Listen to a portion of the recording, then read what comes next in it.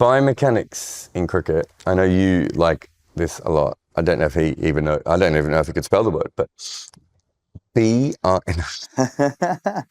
you asked something really interesting the other day about the difference between men's and women's biomechanics. I know a lot about bowling. You've coached women at times. Is there anything that you need to do differently biomechanically when you're coaching a woman?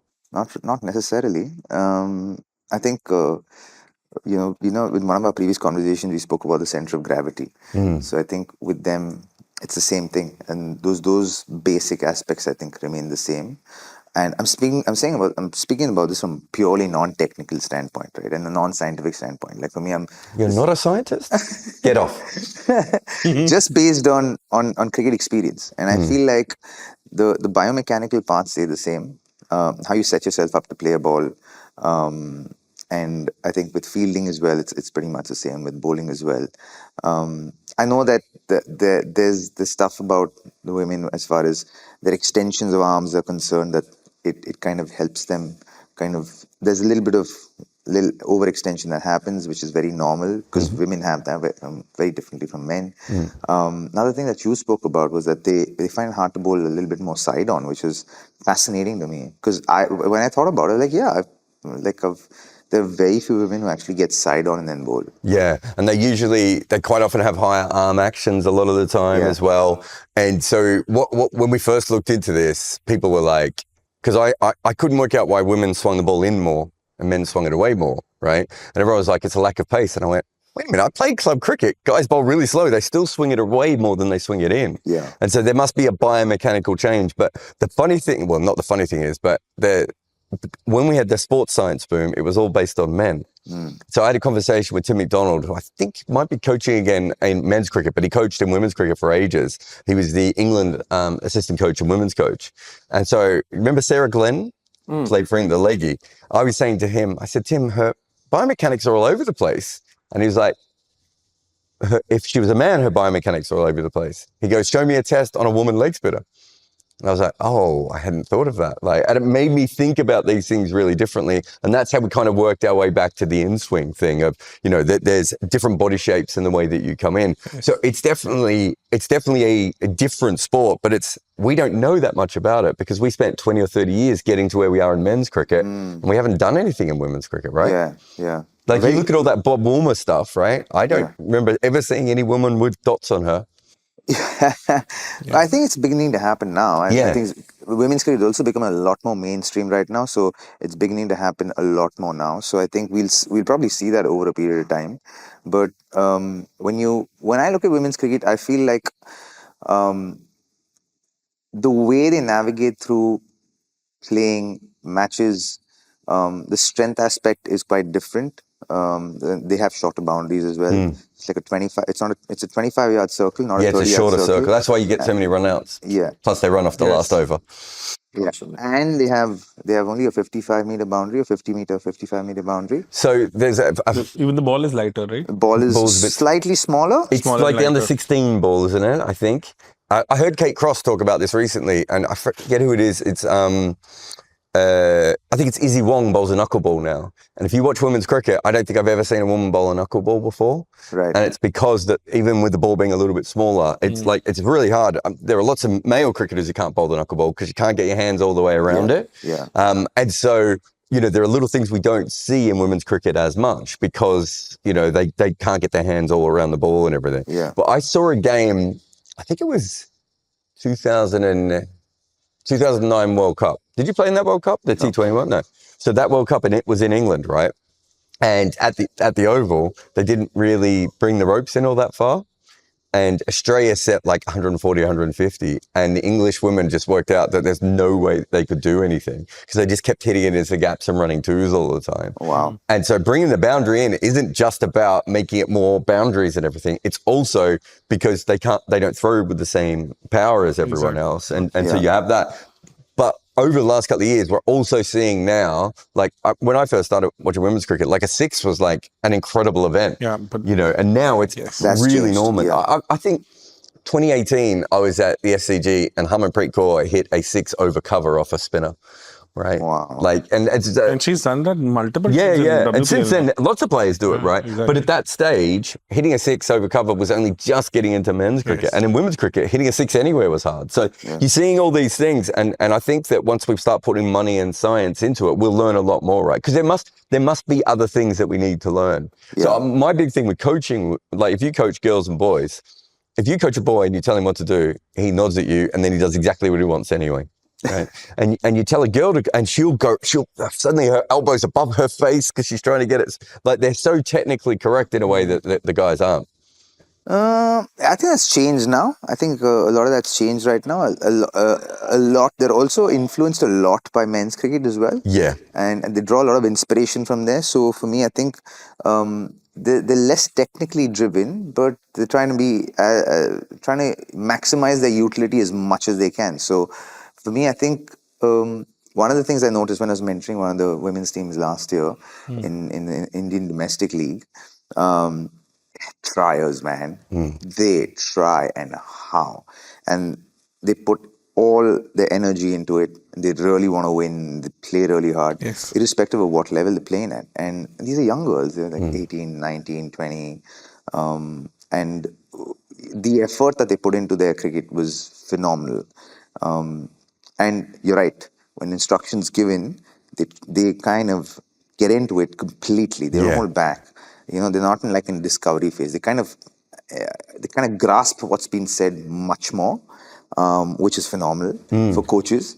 You know, because they imbibe it fully and then they go and exercise it, which is like, hey, this is pretty cool. You're giving feedback and then they're acting on it almost immediately. A lot of it, right, is because now I've only met two of your wives, but I know my own. Women are better than us, right? Women are better people. When you said I only know two of your wives, I was like, how many wives does Robbie have? But then I realized you were talking to the group. Yeah, talking to everybody. But women, right? It is a big house. He might be staring one somewhere else. As far as like just being a person goes, right? In men's cricket, it always was considered when I was growing up that it's an individual sport and you happen to play as a team, right? Yeah, You've got the bowlers going for their wickets, you've got the bats going for their runs, and constantly thinking about their averages. And I'm more concerned with the betting side of things. So I wouldn't have any idea what your average was, but I know what your strike rates are at various times because that's what I care about, right? Yeah. And in women's cricket, they play more as a team. If you watch women's cricket, they play it's a team game. Everybody's in together because women are better than men when it comes to like being decent people, right? So they don't care that much about their average. And this manifests itself by saying how many run-outs you get in the women's game. Yeah. At the end of every T20 innings that I've watched in women's cricket, the odds for the run-out are like 45%, and in the men's it's like 15. Because we know they're not going to do it. They're not going to run themselves out. In knockout games, maybe.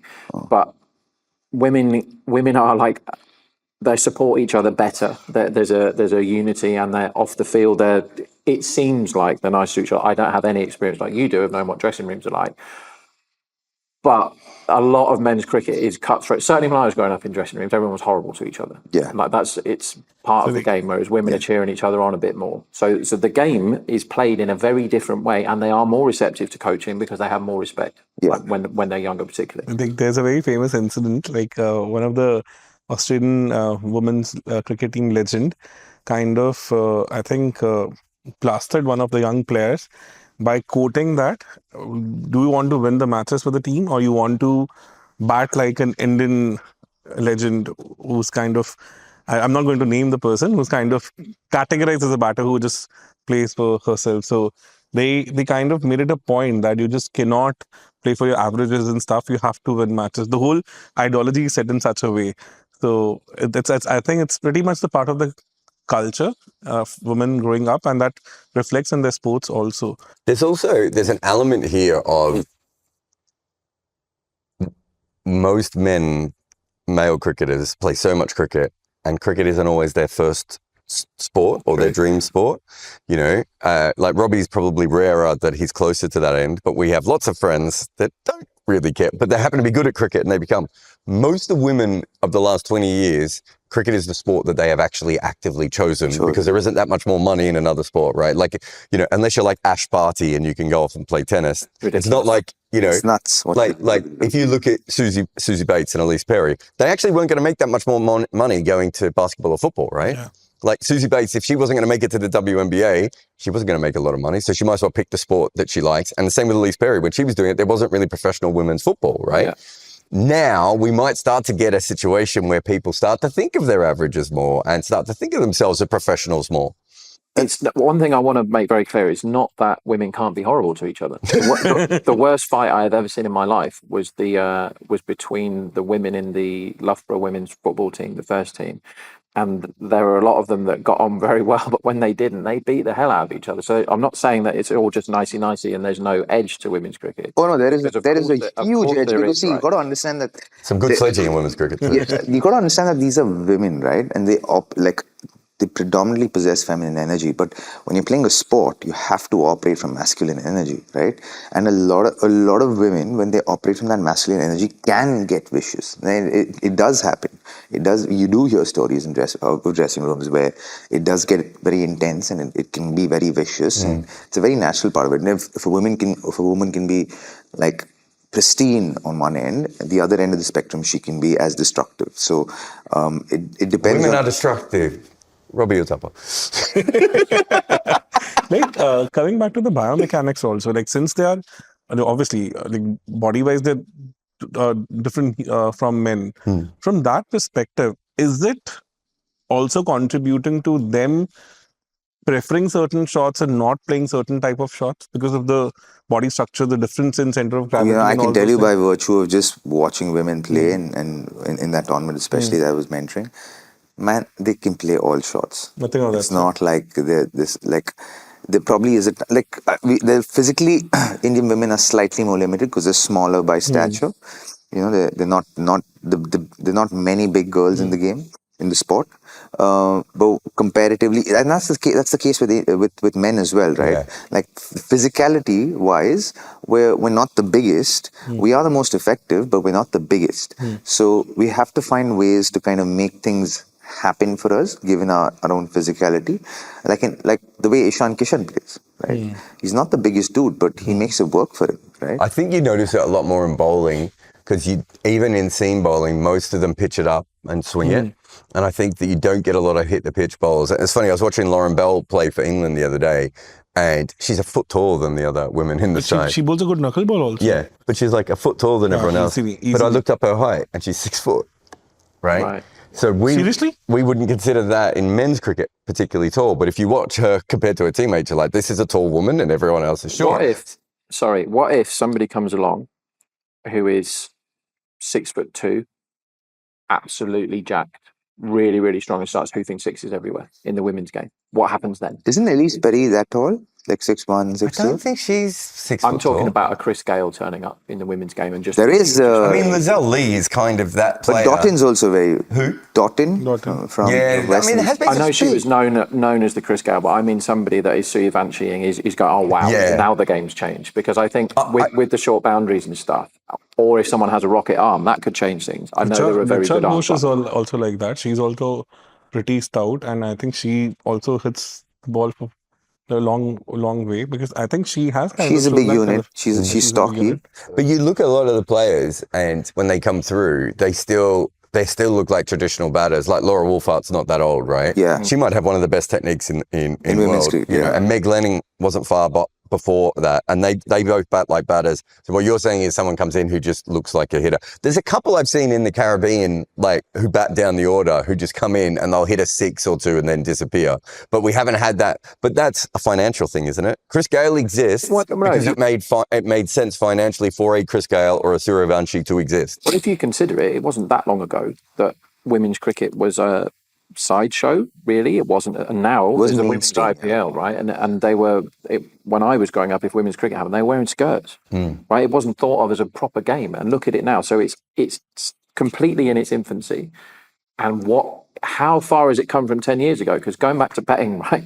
The only bets I used to have on women's cricket when it started was tie team most sixes, because they're either going to get 0 each or maybe 1 each, right? It was no sixes expected. And now there's games where they're expecting 10, 12, these WIPL games. So the game has come on leaps and bounds, but when money gets into it, which it is because of India and TV, the standard is going to go up very, very quickly. It's actually really fascinating to look at runs per over in the major leagues in women's cricket because they're going much quicker than men as far as putting runs on. Exactly. And a lot of that is just that. I remember talking to one of the coaches about Lizelle Lee, Lizelle Lee's coach, and he was sort of saying, he said in the old days you would work 8-hour job and then you had the choice of hitting the gym or doing cricket practice. And he's like, now there's 4 hours of cricket practice, there's 3 hours of hitting the gym, there's recovery, there's physio. Yeah, even the use of data for that matter. I was watching this WPL. So Lauren Bell, her numbers against righties were insane. But against lefty, she was struggling. So in one of the matches against the UP, they made Deepthi open for UP just to kind of counter that. So that because they could actually put in a lefty in front of her just to kind of dismantle the whole thing. But she was just running through the top order for fun. And all those things have now kind of creeped into the women cricket also. The use of data and all those things. The women's game is going to get some good analysts now because there's a lot of people that want to be analysts that don't get a look in IPL or whatever because most of those jobs are sewn up. But there's a lot of very clever people knocking around, and that they will be in the women's. Well, they are in the women's game, aren't they? And to get back to the biomechanics chat, the reason there aren't as many women analysts at the moment is it's only in the last 4 years that the stats really exist. So Cricinfo and CricBuzz weren't really keeping great databases. Really? Oh, the stats on women's cricket is terrible. There's a guy called Hypocourse on Twitter.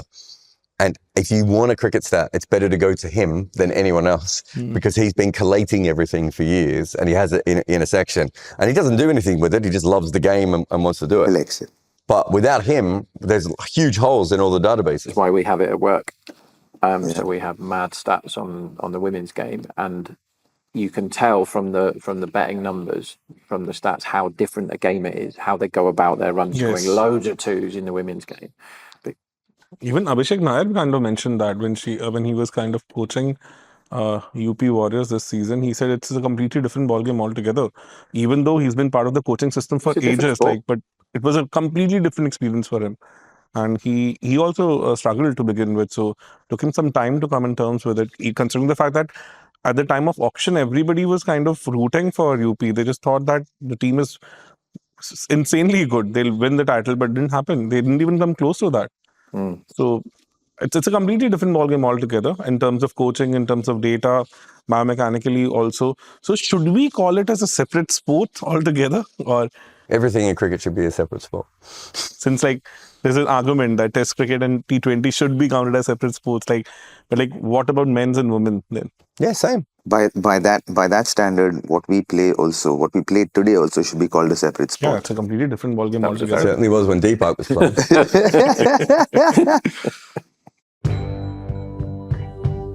Combox. The game lives on.